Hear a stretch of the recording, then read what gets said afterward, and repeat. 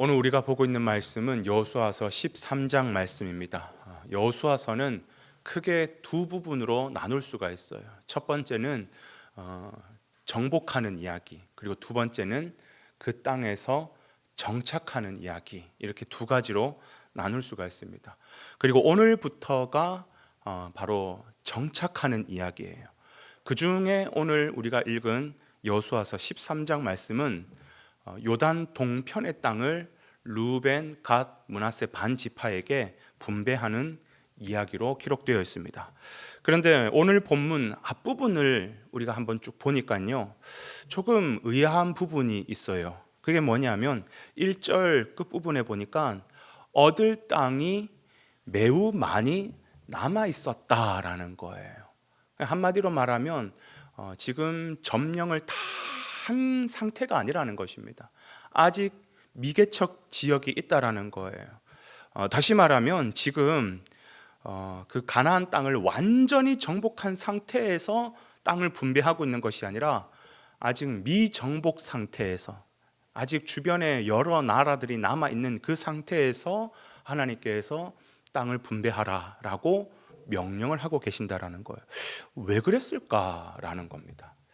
아니, 하나님은 실수가 없으신 분인데 왜 이렇게 아직 그런 위험 요소들이 도사리고 있는 이 위험천만한 상태에서 먼저 땅을 분배하라라고 말씀하셨을까? 오늘은 여기에 담겨 있는 하나님의 뜻, 하나님의 마음을 함께 살펴보려고 해요. 왜 하나님은 이런 위험 요소를 그대로 남겨 놓으셨을까? 여러분, 이거는 우리의 삶에도 그대로 고스란히 연결이 됩니다. 여러분, 우리도 예수를 믿고 하나님의 백성으로 살아가고 있지만 예수를 믿는 순간 모든 인생이 장밋빛 인생으로 다 문제가 해결됩니까? 그렇지 않아요. 여전히 우리가 예수를 믿어도 우리의 삶 주변에는 해결되지 않은 문제들이 남아있다라는 거예요. 다 풀리지 않는 그런 어려움들이 우리 주변에도 곳곳이 있습니다. 왜 그러셨을까? 여기에는 분명히 하나님의 뜻이 있다라는 것이죠.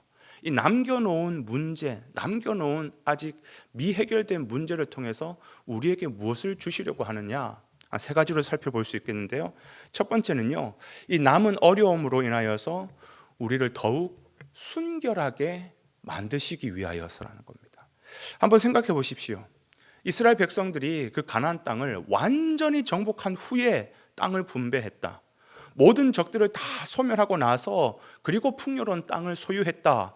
그러면 백성들이 온전히 하나님만 감사드리고 예배를 드리고 그렇게 하나님만 바라봤겠죠? 절대 그렇지 않습니다.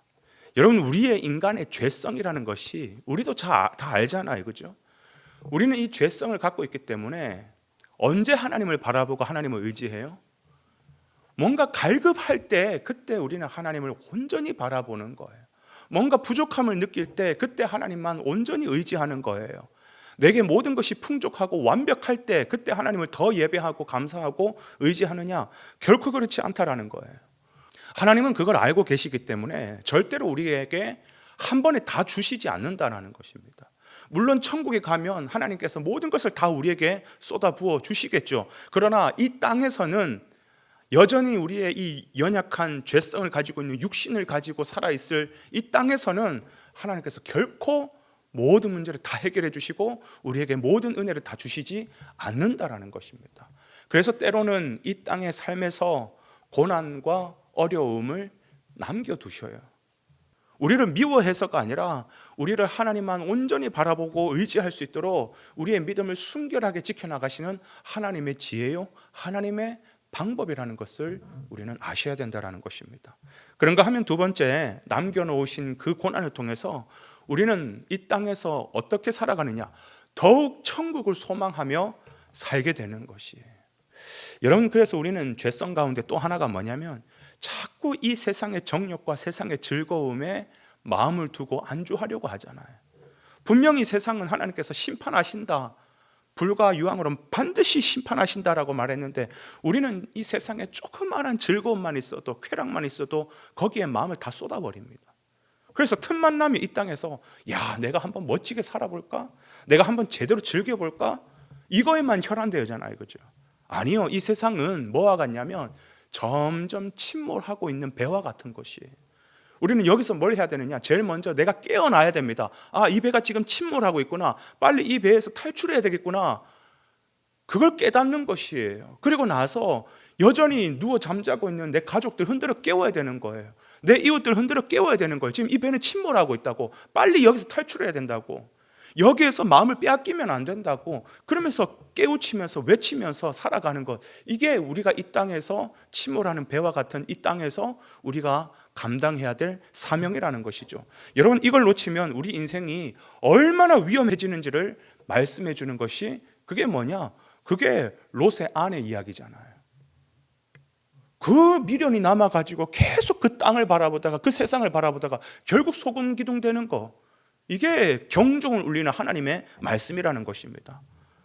아프고 힘들지만 육신의 질병과 육신의 가난 속에서 진짜 성도는 무엇을 바라보게 되느냐? 신세 한탄만 하고 있는 것이 아니라 천국을 더 소망하게 되는 것이에요. 주님 오시는 그 나라는 눈물 없고 질병 없고 고통 없고 가난 없는 진정한 나라죠. 내가 그 나라 때문에 삽니다. 내가 그 나라를 소망하며 삽니다. 이게 진짜 성도들의 모습이라는 것이에요. 그래서 마지막 세 번째는, 최종 이 고난은 우리로 하여금 이 땅에서 끝까지 사명을 감당하며 살도록 우리를 인도하는 것이에요. 여러분, 아직 정복하지 못하는 땅이 있다라는 말은 뭐겠어요? 땅을 분배받고 난 이후의 삶 속에서도 계속해서 뭘 해야 되는 겁니까? 전투적인 삶을 살 수밖에 없다라는 것이에요. 삶의 환란이 있다라는 것은 무슨 말이냐? 여전히 사단의 역사가 있다라는 뜻이에요. 즉, 우리가 영적 전쟁에서 게으르지 말아야 된다. 예수를 믿고 난 이후의 삶 속에서도 우리는 영적 전쟁에서 무디면 안 된다라는 것이에요. 계속해서 우리는 목적지를 향해서, 표대를 향해서 달려가야 된다, 나아가야 된다. 이걸 우리에게 계속해서 깨우쳐 주기 위해 남은 고난을 주신다라는 것이에요.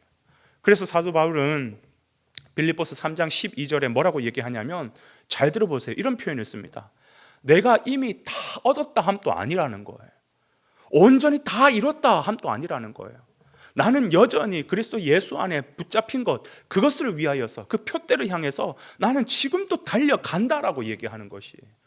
그래서 예수 믿었다고 해서 허리띠 풀고 이제는 끝났다, 장밋빛 인생 시작이다, 이게 아니라 여전히 어려운 남은 고난을 통하여서, 아, 사단 마귀가 있지, 예수를 믿어도 우리를 흔들려고 하는 악한 세력들이 있지, 끊임없이 싸워야 되지, 끊임없이 사명을 위해서 나는 달려가야 되지. 그래서 목적지, 표대를 향해서 계속해서 지금 또 쉬지 않고 달려가게끔 하시는 하나님의 섭리가 아직 이 남아있는 고난 속에 담겨 있다는 것을 우리는 기억해야 된다는 것이죠. 그래서 우리가 오늘 하루의 삶을 살아가는 데 있어서도 여전히 성도지만 육신의 가시와 같은 아픔과 해결되지 않는 문제들이 있습니다. 그걸 가지고 그냥 신세 한탄만 하고 도대체 하나님 살아계시나 원망하고, 그거 아니라, 아, 그럴수록 더욱 하나님을 의지하고, 하나님 도와주십시오, 하나님 도와주십시오, 그리고 천국을 더욱 소망하며 오늘 그 속에서도 내가 해야 될 사명이 무엇인지를 끝까지 놓치지 않고 달려가는 그런 귀한 저와 여러분의 하루가 되시기를 주님의 이름으로 축복을 드리겠습니다.